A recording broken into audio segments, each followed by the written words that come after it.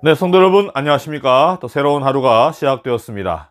네, 오늘도 주의 말씀으로 힘을 얻으시고 그 말씀으로 살아가시길 바라면서 묵상하심으로 새벽 기도회 시작하도록 하겠습니다.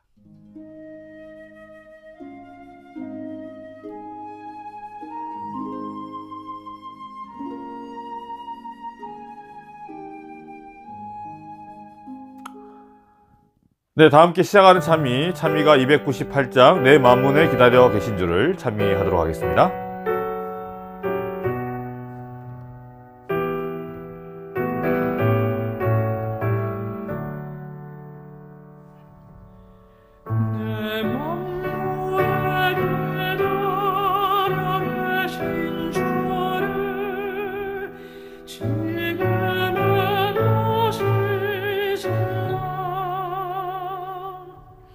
이 세상에 무엇이 많으리요 왜 주께 대답했나 저도 항상 기다리셨고 또 지금도 내 마음은 너에게 원하시며 만물에 서 계시네 오직 너여 주님께 나아가오 사랑의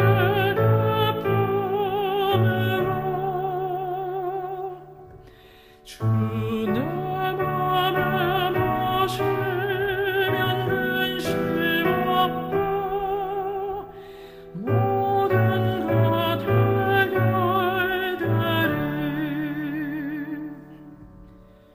저를 항상 기다리셨고 또 지금도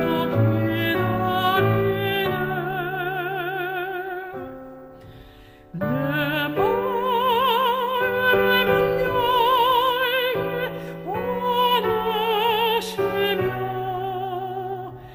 만물에 서 계시네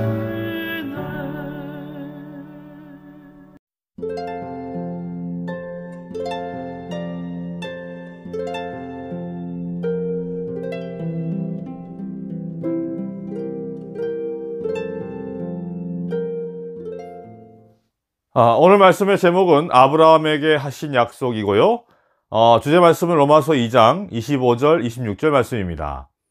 내가 율법을 행하면 할례가 유익하나 만일 율법을 행하면 범하면 내 할례는 무할례가 되느니라. 그런즉 무할례자가 율법의 규례를 지키면 그 무할례를 할례와 같이 여길 것이 아니냐.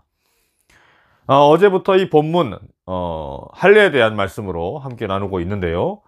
본문을 보게 되면 유대인들이 그렇게 목숨보다도 중요하게 생각하던 그 율법, 토라, 그리고 할례가 아주 중요한 어떤 연관성이 있다는 것을 살짝 이렇게 이야기하고 있는 것입니다. 여러분, 어떤 연관성일까요? 이 율법과 할례의 연관성. 그리고 이 할례의 의미는 무엇일까요? 네, 이런 것에 대해서 오늘과 내일 이 2시간을 통해서 말씀을 함께 나누려고 하는데요. 내일 아니네요. 다음 주 월요일. 네. 하나님께서 아브라함을 갈대아 우르에서 불러내어 약속의 땅으로 가게 하십니다. 그리고 그 아브라함에게 내가 너로 큰 민족을 이루게 해주시겠다라고 약속을 하시죠. 이 말씀은 분명하게 아브라함의 씨로 그렇게 하시겠다라는 약속이셨습니다. 그리고 아브라함의 그 이제 꿈을 통해서 하나님께서는 그와 계약을 이제 체결하시죠. 자, 그런데 여러분, 아브라함과 사라 사이에는 10년이 지나도록 아무런 소식이 없었습니다. 그렇게 기다려도 이 부부 사이에는 그 기다리는 아이가 그 이제 대를 잇게 되고 커다란 민족을 이루겠다 하셨던 그 하나님의 약속에 대한 그 아이가 생기질 않는 겁니다. 자, 그래서 여러분 어떻게 합니까? 네. 아마 그 전에 엄청나게 고민을 했겠죠, 이 부부가. 그러다가 이제 아내 사라가 남편 아브라함에게 이런 제안을 하죠.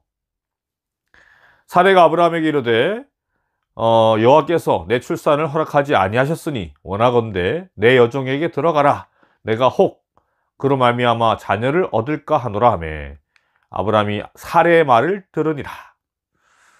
자, 이렇게 아브라함은 아내의 말을 못 이긴 채 하면서 듣는 장면을 우리가 보게 되는 것입니다. 자, 그래서 결과적으로 아브라함과 사라의 시종인 하갈을 통해서 이제 이스마엘이라는 사람이 태어나게 되죠.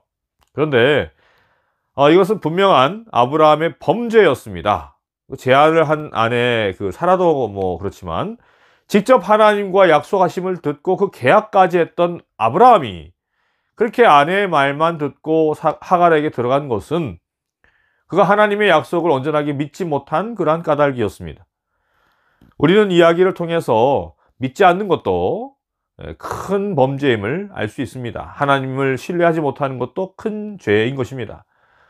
창세기 15장 6절을 보게 되면 아브라함이 여호와를 믿으니 여호와께서 이를 그의 의로 여기시고 라고 하셨는데 그의 그 믿음도 그렇게 연약했던 것이죠. 인간의 믿음은 이렇게 연약한 겁니다. 아무튼 그 후로 그렇게 구체적이고 참 세심하게 계속해서 나타나셔서 아브라함의 길을 인도하시고 대화도 나누시고 그렇게 하셨던 우리 하나님께서 이제 침묵하시기 시작합니다. 무려 13년이라는 그 긴 기간 동안 하나님께서는 아브라함에게 아무 말씀도 하지 않으시고 꿈에도 나타나지 않으십니다. 우리가 로마서 1장을 보면서도 나누었던 말씀이지만 가장 인간에게 무서운 재앙은요, 우리가 겪고 있는 이 코로나라는 이 전염병도 또 지진이나 해일 그리고 자연재해 같은 것도 어떤 전쟁도 아닌 것입니다. 바로 여러분 하나님의 침묵인 것입니다. 하나님께서 그냥 내버려 두시는 것.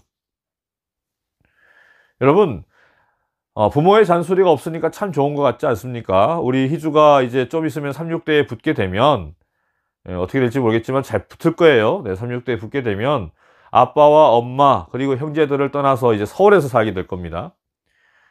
아마도 처음 며칠 또 몇 주 몇 달 동안은 좋을 수도 있습니다. 좋을 겁니다. 그러나 점점 엄마의 잔소리, 아빠의 권면, 야단치는 것, 그런 것들이 그리워지는 날이 올 거예요. 제가 그랬거든요.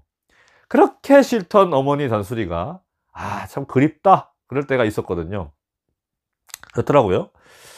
분명 아이에게는 아빠, 엄마의 잔소리가 없는 것, 아빠, 엄마가 관심을 딱 끊어버리고, 아이가 어떻게 살든, 이렇게 살든, 저렇게 살든 아무 관여도 하지 않는 것만큼 무서운 형벌은 없을 것입니다. 그렇게 아브라함은 그 13년 동안 참으로 참 힘든 시간을 그는 보냈을 겁니다. 자신의 그 불신과 믿지 못한 그 결과로 하나님이 나를 떠나버리신 것은 아닌가. 나는 이제 어떻게 하나? 아주 암담하고 괴롭고 아마 그랬을 겁니다. 그러다가 그렇게 13년째 되던 날, 아브라함의 나이 99세가 되던 날입니다. 여호와 하나님께서 드디어 아브라함에게 나타나십니다. 아브라함이 99세 때에 여호와께서 아브라함에게 나타나서 그에게 이르시되 나는 전능한 하나님이라. 너는 내 앞에서 행하여 완전하라. 여러분, 왜 하나님께서는 아브라함에게 나타나시면서 나는 전능하신 하나님이라 라는 말씀을 하시며 나타나셨을까요? 아브라함이 그 사실을 잊어버렸을까봐? 아닙니다. 아브라함에게 그 믿음이 약함을, 그가 그렇게 믿음이 약함을, 그 연약함을 지금 아주 따갑게 말씀하고 계신 겁니다. 내가 전능한 하나님인 걸 너가 잊었느냐? 아무쪼록 성도 여러분, 하나님께서는 여러분 각자에게 하신 그 약속들이 아마 있으실 겁니다. 그 하나님의 약속, 그 말씀을 여러분 의심하지 마시고 언제나 하나님을 의지하시며 기다리시길 바랍니다. 전능하신 하나님께서는 분명 적당하고 우리에게 꼭 필요한 그 순간에 그 약속을 이루실 것입니다. 오늘도 그 약속에 의지하시며 살아가시길 바라며 말씀을 마치도록 하겠습니다.